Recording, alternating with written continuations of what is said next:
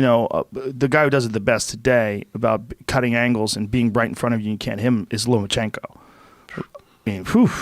Lomachenko stands right in front of you and then he's not. Yeah. And then he's over here and then he's punching you in the face. TJ Dillashaw, who's a UFC bantamweight champion, said he sparred with him. And he said the first round was like, Lomachenko's just feeling him up, just figuring him out. And, he's like, man, I'm kind of hanging in there with this guy. And then his dad yelled something in Russian. And then the second round, Lomachenko's just dancing around him, stepping to the side, touching him in the face. And unfortunately, that was the only round they put on YouTube, too. You know what I mean? Yeah, I seen that. The thing with Lomachenko is this. And I tell people also, like Floyd Mayweather is unbelievable defensive fighter. But Floyd was really good on drawing you in, and kind of countering off that. His defense and his reflexes were amazing, but he kind of lured you in a little bit, made you miss, made you make a mistake, and then he would counter you. Yeah. Lomachenko, on the other hand, is a guy you could throw a punch, and that punch could be in midair, and he's spinning, and he's already behind you. Yeah. It's the athleticism is astonishing. I have not seen it. Granted, can he lose? Absolutely. It's boxing. And if you get one of them rugged guys that are just going to come in and say, you know what, screw it, I'm just going to get hit, but I'm going to hit him. That may be a type of fighter that beats Lomachenko. Well, who was it? Was it the Mexican guy who beat him in one of his first fights? Salido. Salido. Yeah. Right. Yeah, that was the kind of fight that he fought. Yeah. Just dirty, got on top of him. But you got to understand on that point, too, that was Lomachenko's second pro fight. Yeah. And against a real veteran. A guy who's been there and done it and seen it. And that's the argument. And it's hard to explain, again, and that was another argument on these that I get a little frustrated reading. Second pro fight. And usually in boxing, though, it goes like the first year, you're up 4, 6. Second year, maybe you start getting up to 8. But you get a good amount of fights under your belt before you start getting into the 10 rounds and 12 rounds. Okay? You're talking about a kid coming out of the amateurs fighting 3 3-minute rounds or 4 2-minute rounds, depending on whatever tournament or international tournament it is. And he's going right into a 12-round fight. I know myself coming up, and the process that Top Rank brought me up, which was a great process too. They picked the fights, and they made sure that the fights that they picked for me were the correct fights, and they groomed me the right way, by rounds and everything else. And I know just jumping from 6 to 8, the difference in that, let alone being a kid and you're going into your second pro fight and you're fighting a 12-round fight. So if he lost that fight, which he came back and he made it a really close fight, I would have to tip my hat to him just on the fact that he was able to go 12 rounds. Yeah. People take a lot away from that fighter. What he accomplished is something that not many can do. Well, it's crazy. I mean, he had a second pro title at how many fights in? Yeah, the second fight was for the world title. Then he won the world title in his third pro fight. Yeah, that's insane. And then, but he's had more than one per world title, right? Mm-hmm. Yes, he's won, I think, 3 different weight classes now. Right, but his second one was something some insanely short. See, pull up his record. Yeah, Lomachenko? I believe if I'm right. I looked this up. First fight was. What's that? This is his first fight was for the international featherweight title. That was against Salido? Ramirez. He said Oh, he okay. lost against Salido for the vacant WBO featherweight title. Oh, okay. Yeah. So what was the first title? International featherweight title, WBO. Yeah, that's not a real. That's not like a world title. Yeah. They have a bunch of weird titles, right? Like international title, continental title. You're insulting me. I had the How dare WBO. you. I had the You WBO. were the world champion, Yeah, motherfucker. but I know. But you had all of it. You were unified. Well, I should have been, by all rights. But Yeah. Taylor vacated too. Oh, that's right. Yeah, but that's why I get mad, and that's for another big argument in boxing. How you break that down between the Let me see lineal, that. Put that back up. the lineal and unanimous. I had the ring, the WBO. Scroll up, so you see his whole record. So, what was his? Okay, so his second world title was when? Retained, one. Okay, 1, 2, 3, 4, 5, 6 fights in. Okay. He's in his second. That's when he he wins his second title. 6 fights in, he wins a junior lightweight title. That's insane. Yeah, the international. Okay, that wasn't the first one. Wasn't a world title fight. It was but the second one was the WBO world title fight. 11 fights in, he wins his 3rd world title. What in the fuck? I believe now there was at one point it was 7 world champions in just that short period of fights. I believe it's around 8 now. 8 world champions he's fought in just that short period.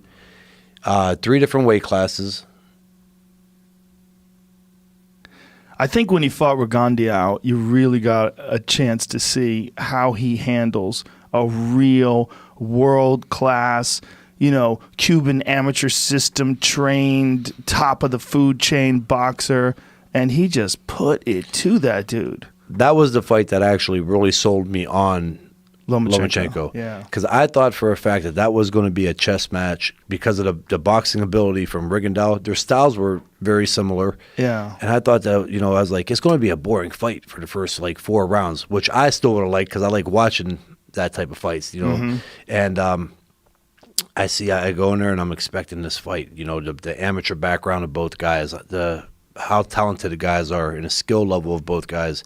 And then next thing I know, I'm 2 or 3 rounds into it, and I'm going, he's playing with Rigondeaux. Yeah. Playing with him. I'm going, how? That's the fight that really sold me on Lomachenko, that he's that good. My man Vinny Pazienza called that, not Vinny Pazienza the boxer, Vinny Paz the rapper. This guy, Jedi Mind Tricks, he called it. He was taking bets on Instagram. Jeez. He called it that early too? Yes, Wow. He was taking bets on Instagram. If you think Rigondeaux has anything for him, Yeah. he's like, find me in the DMs. He goes, let's bet. Yep. I took Lomachenko in that fight, but I thought it was going to be a close fight, really close fight, and I thought Lomachenko was going to pull ahead in the later rounds, and win that fight. So that's why it really surprised me, Well, it was a stunning display of talent. He's such a weird guy, too, because his background, you know the story where his father took him out of boxing and made him do traditional Russian dancing for several years and just made him learn that for footwork. It seems like his dad was just a mastermind architect of a champion. Yeah, you probably know more on this than I would. Didn't he also have a martial art background, I heard? He definitely can do martial arts techniques. I've seen it, but I don't know what. I thought see if may he have had a heard. martial arts background. Maybe. Yeah, I don't know. That makes sense. He's his footwork though is so extraordinary, and if that really is that dancing background, like learning the footwork and the way he's so agile with the stepping of his feet. It's like I think a lot of people are going to learn and mirror that. Yeah, his training regimen is pretty brutal. Also, I got a buddy, Roger Romo. A good friend of mine. He was working for a little while there up until the last fight. He was a strength and conditioning coach with Cecilio Flores, who was mine when I was in Oxnard training. And they said it was just crazy, the hours that he puts in, how he trains, how hard he trains, and some of the drills that he does. I'm looking at them and going, I could use these, not for me, but I could use them for some of the athletes that I got now. Yeah, he's definitely something special. And, you get those guys, and it's kind of a shame that he's a little too small for Terrence Crawford. Yeah. I mean, I really would love to see those two fight, but it seems like Crawford's just a little bit too heavy for him. I agree, but that's another touchy subject because I kind of agree with you, but I also go back because I'm always trying to really break down and nitpick. I look at guys like Manny Pacquiao. Who came from, I believe, 112 or something like that and went up all the way to junior middleweight. Which is crazy. Yeah. He's shorter than Lomachenko. Yeah. And other than his calves, I don't think anything else is much bigger than Lomachenko on his body. And he was able to do it. And what the fuck is going on with his calves? I don't know. It's like he's keeping hams in them. I don't know what he does. I wish I knew the secret to that because I could use it. So get that secret to John Jones. This article says that his mother was actually still is a martial artist. Oh, interesting. Yeah. Gymnast and martial artist. Well, it makes His dad's sense. Boxer. Yeah, man. Footwork, the way he does it is just, it's something to watch, man. It's just the ability to move and also to anticipate the other fighters' movements. It's like, especially earlier in his career, it's like he was fighting guys that they seemed so crude in comparison to his approach. Yeah, and what's even more crazy about it is being the opponent, because usually you go into a fight and you break down film and you're going over the film and you got a good idea of what he does right, what he does wrong, and what you might have to do. Lomachenko, it's hard to pick up where he's going to go. He different angles, so you can't go, well, you know what? After he throws the right hand, he likes to move over to the left because he does it one time, and then the next time he's totally somewhere opposite. Yeah. You know what I mean? And yeah, the angles, it's really almost impossible to break film down on him. You know, like this last fight with this Pedraza, everybody's going, that was the blueprint. I'm going, no, it wasn't. You know, and they're saying it was a closer fight than, you know, people expected. I go, why? Because he finally got hit with more than 11 punches in the fight. Oh, that's him doing some sambo, I Yeah, I believe guess that is. he's trained it when he was a younger. Greco-Roman. Yeah, he's slamming kids. That's right. Well, you know what, man? I believe in cross-training, and I think that there's certainly some skills that would make you better at different martial arts. And I feel like if you have the ability to wrestle guys and move guys' bodies around like that you would get from something like Sambo, I just feel like as an elite boxer, having that extra strength, that extra ability to move your core that way, I think that would be beneficial.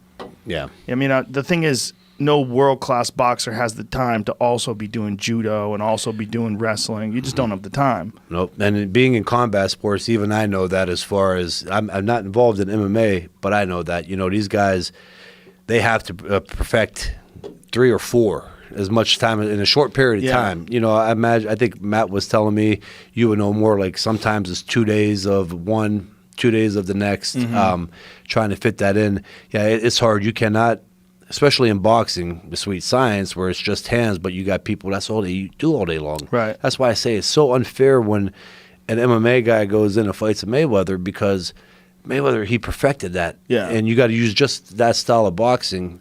It's going to be almost impossible to beat a boxer, a world champion boxer.